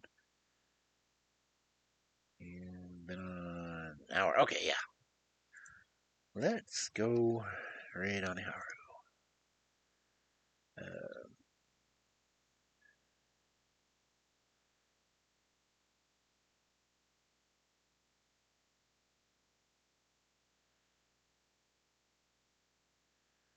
Man, this is a long name to type. Pronouncing names is hard. Okay, so yeah, I'm gonna raid on Haru. I do have a raid message if you guys want to use it. I finally programmed one. Raid -F. I just have a follower raid, so I made it a follower raid. A story wolf raid. So, really, thank you all for coming in, because I really appreciate having an audience. Even if I don't get to interact with you as much as I would like to, but it's easier to interact when playing games than it is when trying to read a story. Again, I do hope you all enjoyed the story, because really the second one might as well have been 2 stories. Because if you go by the Grimm's fairy tales, those were 2 different stories. One about the brothers finding the glorious object, and then the marriage to a fairy, or in this case, actually a genie. I don't know why they kept calling her a fairy, other than the fact it's a fairy tale book. But again, thank everyone for coming in. That's awesome.